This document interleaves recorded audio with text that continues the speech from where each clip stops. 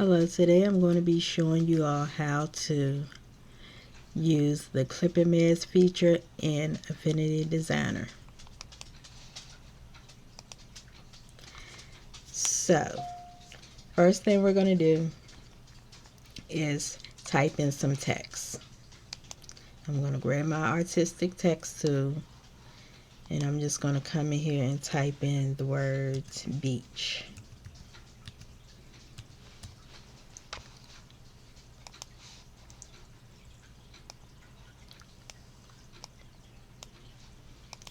And then I'm going to go find a background that I would like to use.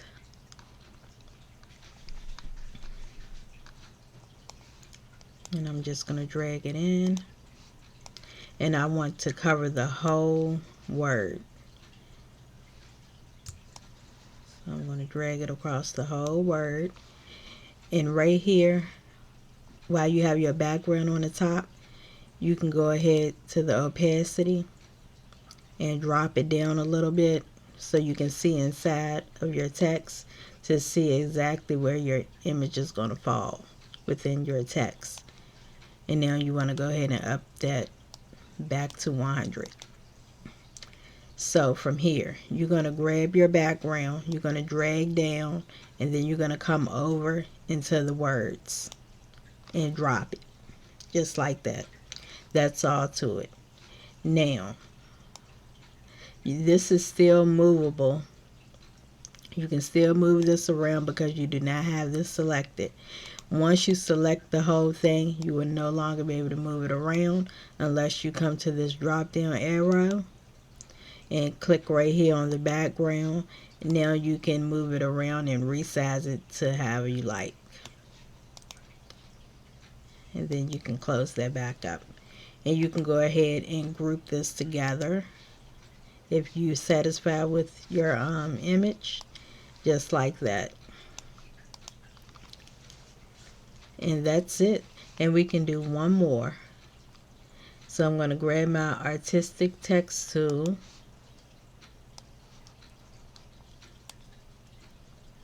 I'm going to type in 2023. Make this a little larger. Just like that. I'm going to come over here to character and I'm going to change my font. Okay. And I'm going to go grab me a background that I would like to use. Let's see.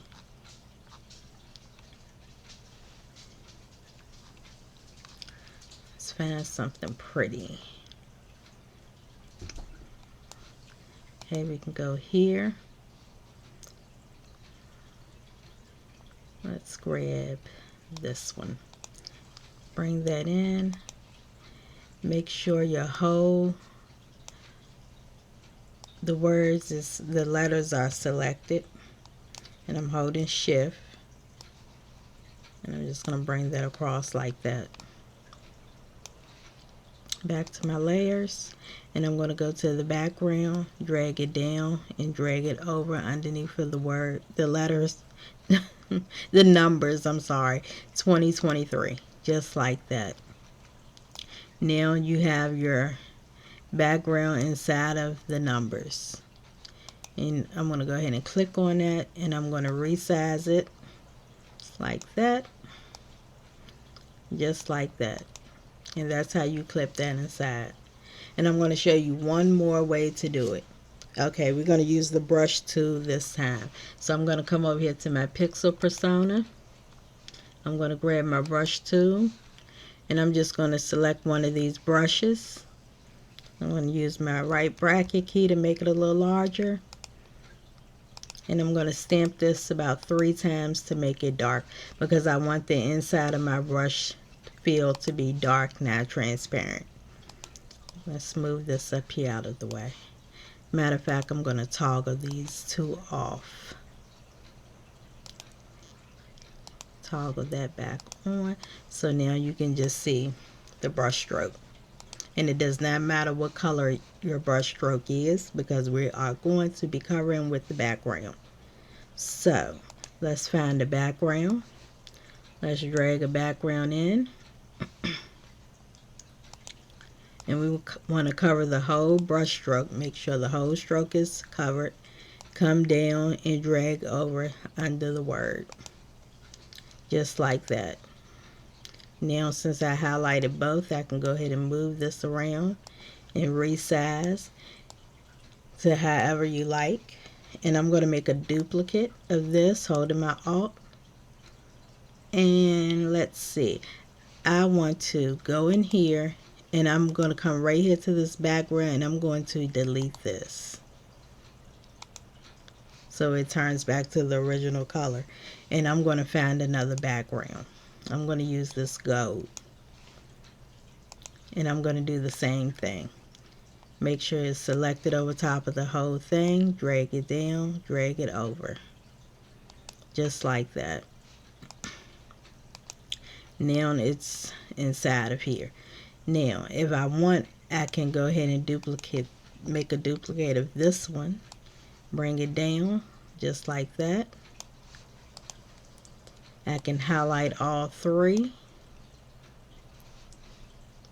And now I can move them around and resize it to however I like. Just like that. And you can also, while you have all three selected, you can come over here and rotate clockwise, resize, just like that. And you can actually make a duplicate of this, just like that. So you can have more than one, and you can keep the rotation going. You can group them all together, resize however you like. And the cool thing about these, this looks really good as a design. You can go ahead and add text to it. You can add elements onto it. You can make this however you like. And of course, before you go to print, you want to come up here to document setup, and you want to go to color, and you want to make this transparent because you want your background to be transparent. Or you can do that beforehand when you're setting up your document.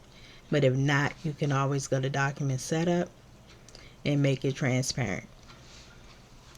So I hope this was helpful.